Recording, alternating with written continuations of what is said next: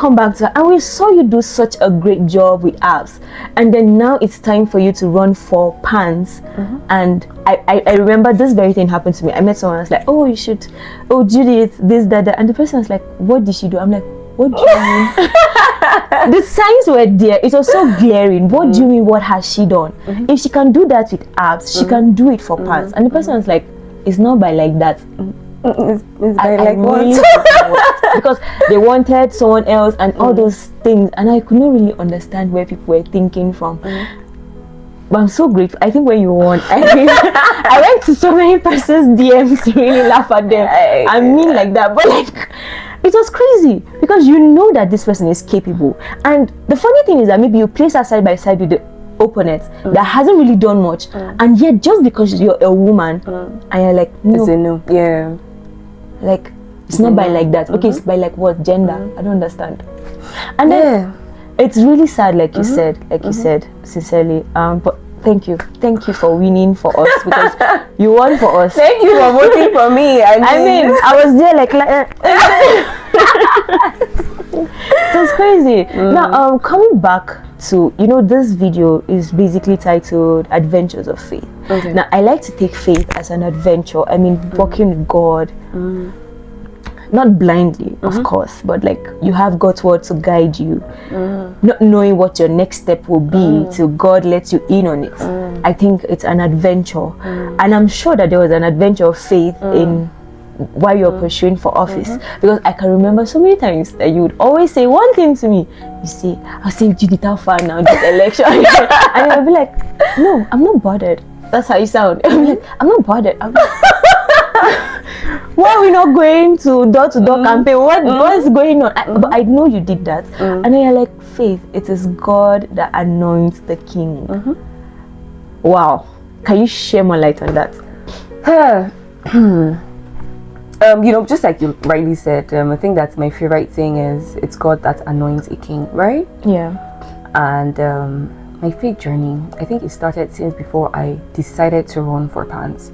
I knew that PANTS was a bigger platform, and I knew that I would need much more than, you know, I had when I was running apps or when I was, you know. So I before I made up my mind on whether or not I wanted to contest for PANTS president, I thought about it a lot, you know. I prayed about it a lot, and at some point I prayed and didn't wait to hear from God.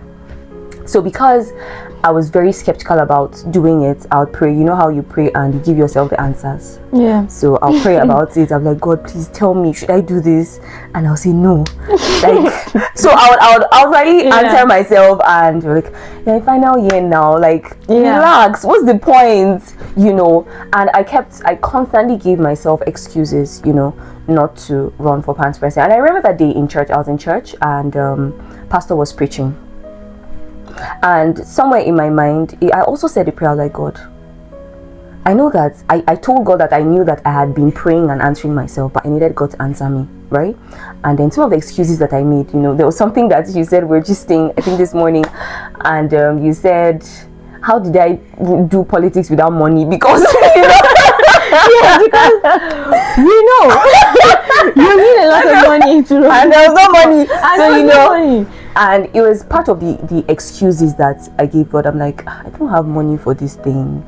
I'm not begging anybody for money. Exactly. So if that is it, you know, and that money to bribe anybody. I don't have money to bribe. Oh, that's the thing. The money I was looking for was money to even make maybe posters, you know, go about my runnings. But yeah, that's another part of it. You probably need money to, you know, tip the some people there. Exactly. Yeah. And I didn't have that, you know. Even if I did, was I going to do it? But okay, I didn't. I didn't, you know. And as all of these thoughts were going through my mind, pastor goes, provision precedes the vision. Wow, please, you have to take that again. Please, you have to say that again. Okay, so so many thoughts in my head, right? Yeah. How was I supposed to get things done? I shouldn't contest again because there's no money, right? I don't know where to get money. And in my thoughts, pastor was still preaching. Then when I came back, next thing I heard pastor say was, provision precedes the vision. And I stopped for a bit. I'm like, Pastor, are you talking to me? Like, you're talking to me. Just say it, you know. And he explained, he's like, for every vision, provision comes before it. So for every vision that if you have ever had a vision and you're standing with God, know that God has already provided for that vision before you got the vision. Wow. And God said, this changes the whole game. Like, literally, you don't have an excuse again. Yeah. And I was like, oh no, this is not happening to me, you know. And so I think it was at that point I knew that I had to contest. And it was at that point I knew that there were no more excuses, right? And so I decided to run. And truly, provision preceded my vision. I didn't have money stacked somewhere, but I didn't lack. Yes. I honestly didn't lack for anything. Was it transportation to, you know, go to places, my flyers, my banner, you know, for every single thing that I did, somehow it was just sorted out. Wow. Another thing that I had issues with was I didn't want to be a leader that would just be a leader for the name's sake. Exactly. So I knew that for apps, I knew that certain things that I did, I needed money for it. I needed finances, right? And I knew how difficult it was, you know, writing for sponsors and all of that. And it was something that I feared I was going to encounter again in pants. Yes, with apps, there were some people, some sponsors showed up, you know, some didn't, but I knew the stress I went through, you know, to get people to sponsor certain things. Yeah. And when they didn't, at the end of the day, it still needed to get done. Yeah. Right? For pants, it was also a fear. But so the message came, provision precedes vision. And I think that my first month in office, I got a call from a really random call from the chairperson, Association of Industrial Pharmacists. Wow. That's the chapter. Yeah. And he's like, Pants president, I've never met him, I've never spoken. And he's like, I got your number. I'm like, okay, sir. Good morning, sir. He's like, we want to do something for Pants. And we want to do it for, for Pants. And so we called you to ask you what it is you want us to do for Pants. Can you imagine that? This was less than a month in office. And he's like, oh, there's a sitting spot, we could renovate that, there's this, there's that, but these are just things that we're thinking of. If there's, just go, think about it, think of what you want to do, send us a budget, and we're going to sort it out. I would liaise with 2 or 3 other industrial pharmacist associations in other states, and then we'll get it done. And I'm like, I didn't write a letter, I didn't get a contact, I literally did not do anything, you know. And I have so many other instances like this, you know, instances like this. And there's something else that I wanted to do. I randomly shared with a lecturer randomly shared with an alumni, and the alumni is like, oh, this is a beautiful idea, let's see how we can get it done, you know. And I'm like, truly provision truly preceded this vision. Yes. You know, because most of these things I didn't think of renovating a spot for Pants, and I get a random call. I didn't. So I'm just saying that for me the work has been God. Like, it has, there are things that just happen and you just know that this has to be God, you know.